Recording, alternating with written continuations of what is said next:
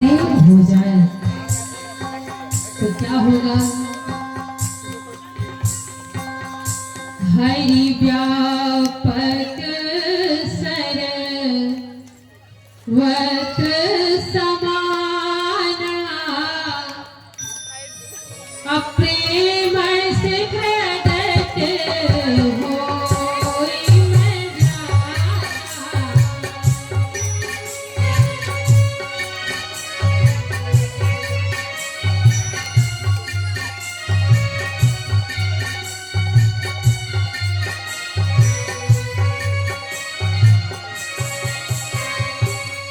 हरि व्यापक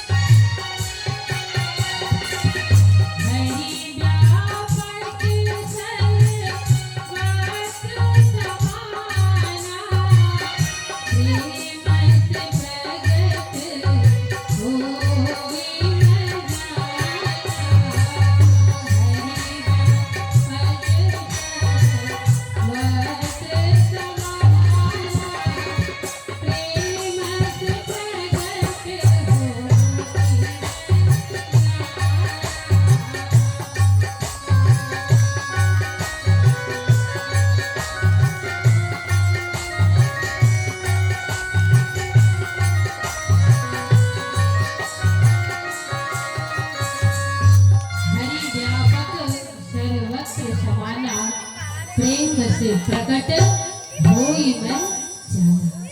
यदि आपके हृदय में भगवान के प्रति प्रेम होगा तो भगवान आपके सामने प्रकट हो जाएंगे। भगवान आपसे दूर नहीं है, भगवान आपके पास है, सर्वत्र है, पर आपके अंदर प्रेम तो होना चाहिए भगवान के प्रति।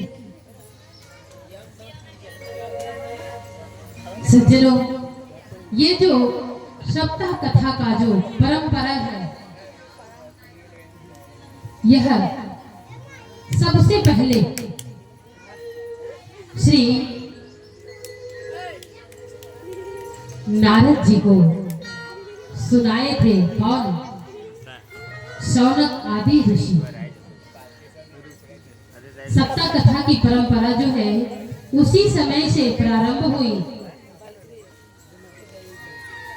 श्री सूत जी महाराज से शौनक जी ने पूछा, गुरुदेव नारद जी जो है उनका एक ही काम है क्या?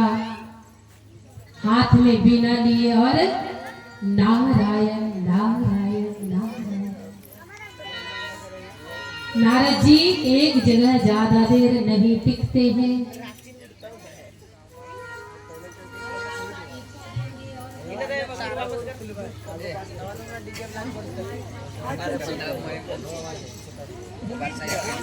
बोलिए भक्त वत्सल भगवान की। नारद जी कहते हैं एक गाय के दोहने में जितना देर समय लगता है ना, उतना ही समय एक जगह वो स्थिर रहते हैं। इससे अधिक देर तक वो कहीं टिकते ही नहीं।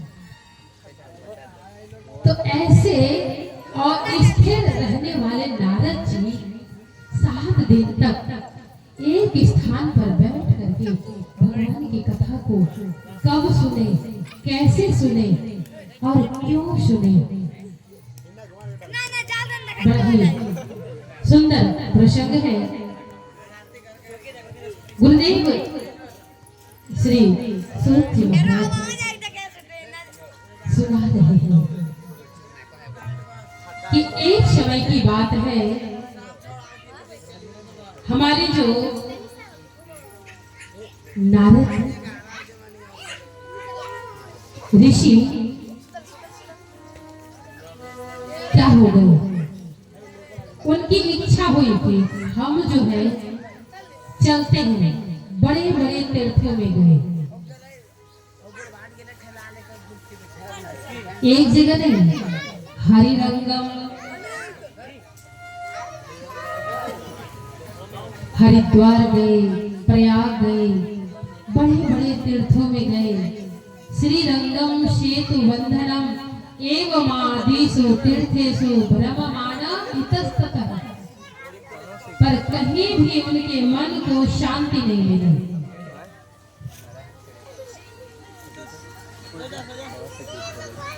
तो कहाँ गए? तो कहते हैं पृथ्वी लोक में गए। उन्होंने सोचा कि सबसे उत्तम स्थान जो है वह यह पृथ्वी लोक ही है। इस स्थान को लोग मृत्यु लोक भी कहते हैं, क्योंकि यहाँ कोई रहने के लिए नहीं आया, यहाँ जो भी आते हैं वो जाने के लिए आते हैं। तो इस धरा का जो नाम है यह मृत्यु धरा भी इसको कहते हैं। पर इस पृथ्वी लोक में जो सुख है वह सुख कहीं नहीं है। अब कहेंगे कैसे?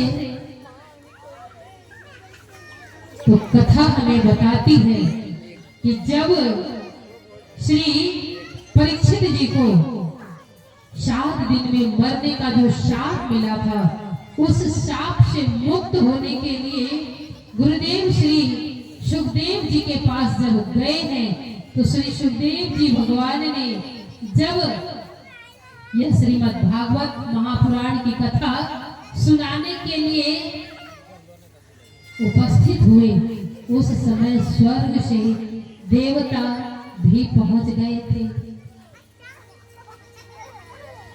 और कथा सुनने के लिए जब देवता गए तो देवताओं के पास सबसे जो कीमती वस्तु है, उसके पास सबसे कीमती वस्तु है अमृत।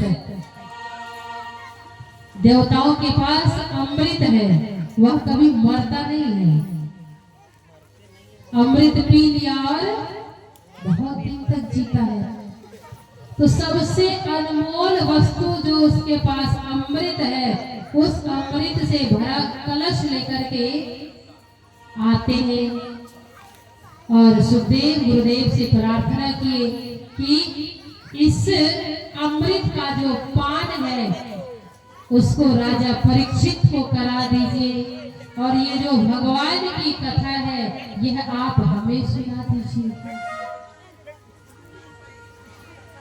अब आप लोग कितने भाग्यशाली हैं,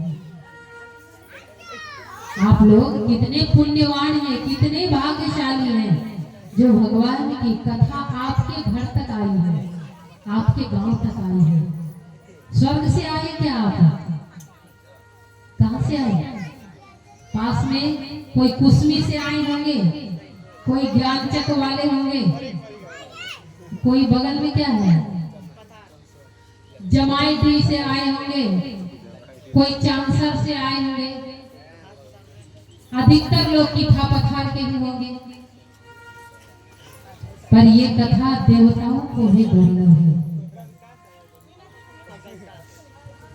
तो सबसे उत्तम लोक पृथ्वी लोक को जा करके नारद जी पृथ्वी लोक पर आए और सोचे यही भगवान की कथा को सुनूंगा और घर घर जाकर के अलख जगाऊंगा, भिक्षा करूंगा और यही भ्रमण करूंगा। पर महाराज जब मैं पृथ्वी लोक पर भी गया तो वहां भी मुझे दुख ही देखने को मिला। क्या दुख देखने को मिला? तो कहते हैं तरुणी प्रभुतागे श्यालो बुद्धिदायक